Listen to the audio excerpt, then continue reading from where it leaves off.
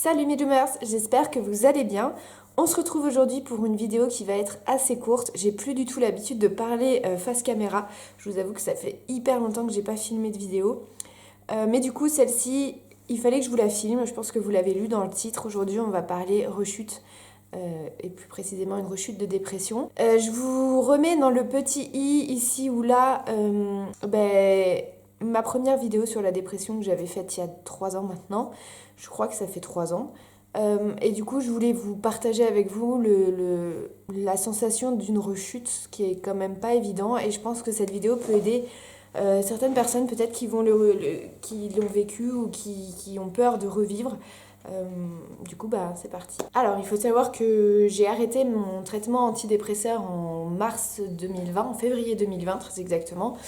Et du coup, je vivais sans antidépresseur depuis le jour où je filme, c'est-à-dire le 5 mai 2021. Et du coup, j'ai réappris à vivre sans antidépresseur, donc j'ai eu une très grosse période de sevrage. Il n'a pas été très facile à vivre puisque vous avez tous les symptômes de dépression, mais très très fortes. Voilà, le symptôme de sevrage classique dont pas beaucoup de gens ne parlent, mais qui je trouve est important parce que ça peut vous poser des questions et ça peut être compliqué à vivre au quotidien. Février 2020 se termine et évidemment arrive le Covid. Cette merveilleuse chose qui est arrivée dans notre vie. Et en fait, à partir de là, au début, ça allait. Je me disais à peu près, je pense un peu comme tout le monde, que ça allait durer un petit peu et puis stop quoi. Au bout d'un moment, ça allait finir par passer. Donc le mois de mai, avril-mai arrive, je suis confinée chez moi pendant 5 semaines. Au bout d'un moment, j'en avais marre, je décide de repartir au travail. Et le temps passe, je passe un été à peu près correct, mais j'ai toujours ce petit symptôme en moi qui disparaît pas, où voilà, je me dis que la vie reviendra jamais comme avant, où je suis pas à 100% en moi-même, où je suis pas à 100% bien dans ma tête. Mais bon, j'en parle pas trop, je me dis que c'est peut-être normal, tout le monde doit ressentir ça, puis pourquoi je me plains alors qu'il y a des gens qui ont 1000 fois pire que moi. Bref. Donc l'été arrive, septembre, octobre, novembre, je passe mon anniversaire confiné toute seule, j'ai pas pu voir ma famille, bref. Là, le quotidien de plusieurs centaines de milliers de personnes, à vrai dire. Et la nouvelle année démarre, je me dis c'est bon, ça va être vachement plus positif, ça va aller mieux. Et en fait, je me rends compte que pas du tout. Plus le temps passe, moins je me sens bien dans ma tête, plus je sens les symptômes de dépression revenir, c'est-à-dire l'envie de rien, les idées noires, l'impression d'être nulle, et surtout, chez moi, un étouffement. Je ne supporte plus de rester renfermée, que ça soit chez moi.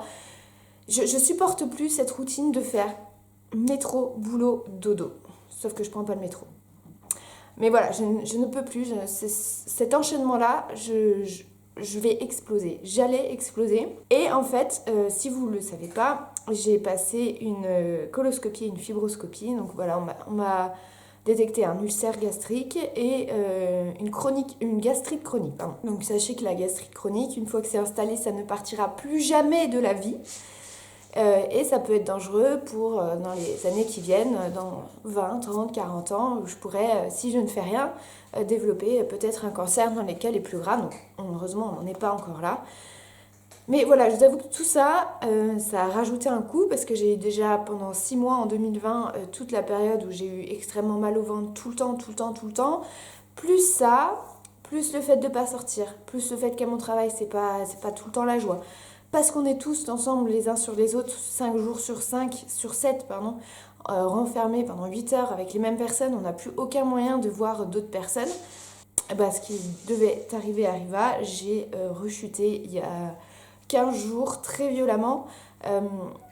C'est-à-dire que j'ai eu une très grosse... Pendant 15 jours, là, juste avant que je me fasse arrêter, puisque je suis en arrêt actuellement, j'ai limite failli faire une connerie. Je suis suivie par une psychologue à qui j'ai pu en parler, à qui j'ai dit les choses et qui m'a vraiment bien écoutée, conseillée et qui m'a dit vous avez le droit de ne pas aller bien. C'est pas parce qu'il y a pire dans la vie que vous n'avez pas le droit de ne pas aller bien.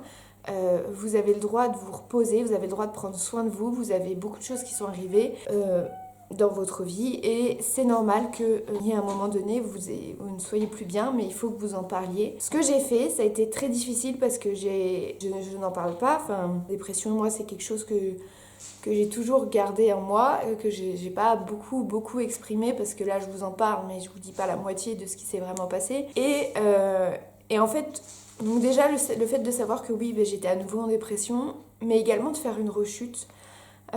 Moi personnellement je l'ai vécu comme un échec, mais vraiment un échec, vous pouvez pas imaginer. Je me suis dit que finalement en fait les 3 ans que j'avais passés avant n'avaient servi à rien, que bah voilà, j'étais repartie à nouveau dans un cycle, dépression, antidépresseur, bref, des moments qui sont pas joyeux et je commence à saturer en fait de ces moments-là et je me dis que je m'en sortirai jamais. Enfin bon, je suis en pleine crise de dépression, donc évidemment tout ce que je vais vous dire là, à cet instant T-là, ne sera pas positif, hein, faut clairement le comprendre.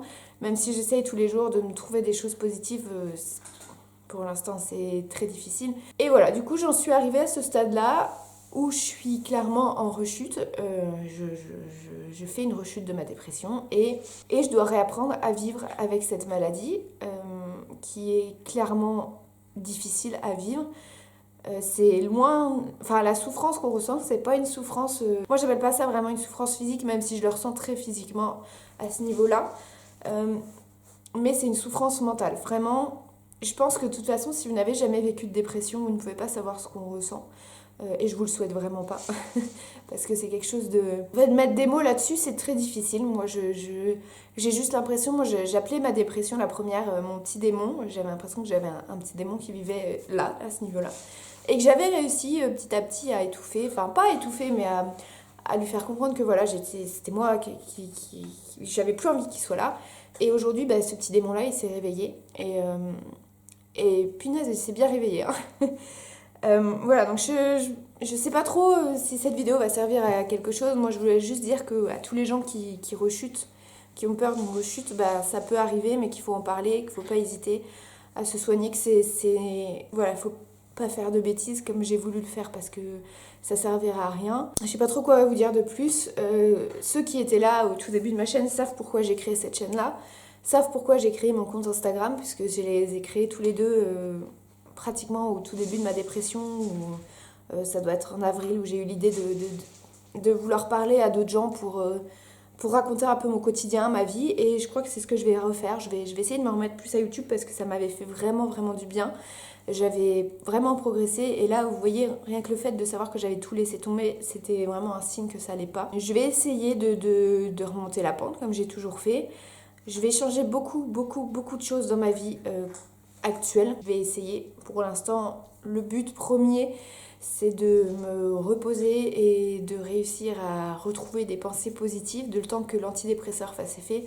Et ensuite, je vais changer beaucoup de choses, personnelles, professionnelles. Bref, je vais essayer d'évoluer dans le bon sens.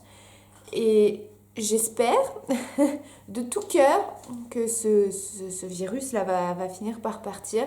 Moi, je m'estime extrêmement chanceuse puisque pour l'instant, je n'ai eu qu'un côté de ma famille qui a été touché et ils s'en sont remis. Je connais pas de personnes qui sont mortes des suites du Covid. Et je me dis que là-dessus, déjà, j'ai de la chance. Tous mes proches sont en bonne santé, on fait extrêmement attention. Voilà, c'est vraiment quelque chose où je pense que si ça avait été le cas, ça aurait été encore pire que ça. J'avais eu quelqu'un de touché. Enfin voilà, cette vidéo est un petit peu brouillon parce que je la fais sans avoir de préparation, donc je vous livre un petit peu mes sentiments comme ça, à froid, à chaud plutôt. Et voilà, du coup je voulais juste vous dire que je vais essayer d'être un peu plus présente sur YouTube pour voilà, me forcer à faire des choses, à vous partager un petit peu ce que j'ai envie de faire. Je me suis fait une liste comme ça de choses que je voudrais faire, donc pour l'instant, sachez que me lever du canapé pour aller faire la cuisine ou même me lever le matin, c'est une épreuve psychologique extrêmement difficile et les seules personnes aujourd'hui qui me font me lever, c'est mes chats. Parce que si je suis pas là pour m'en occuper, personne ne le fera à ma place. Après, j'ai quand même de la chance, je suis très bien entourée. Cette dépression-là, j'en ai pas reparlé avant sur les réseaux, personne n'est au courant. Je pense que quand cette vidéo sortira, voilà, tout le monde, enfin tous les gens qui me suivent le sauront en même temps. Il n'y a qu'une personne qui sait. Voilà, c'était une petite vidéo un peu brouillon. Je vous promets, je vais revenir un petit peu avec des choses plus joyeuses J'ai toujours mes quelques idées de vidéos, mais j'ai toujours pas le courage de les faire parce que voilà, j'ai toujours l'envie, mais le dire que de toute façon ça sert à rien ce qu'on fait parce que de toute façon à quoi ça sert qu'on soit sur cette terre si... Bref, hein, je vais pas vous partager toutes mes pensées sombres parce que sinon on s'en sortirait pas. Prenez bien soin de vous, vraiment faites attention à vous. Et surtout, si vous vous sentez mal, si vous n'êtes pas bien, je vais essayer de trouver des petits numéros. Moi, je sais que j'ai pas du tout une ambiance énorme, mais si jamais je peux vous aider à ma petite échelle, je vous mettrai tout ça en barre d'infos. Prenez vraiment soin de vous dans cette période qui est très difficile. Et rappelez-vous qu'il y a des jours meilleurs qui sont censés arriver. J'espère très bientôt. Je vous fais des gros bisous. Et à bientôt. Bye!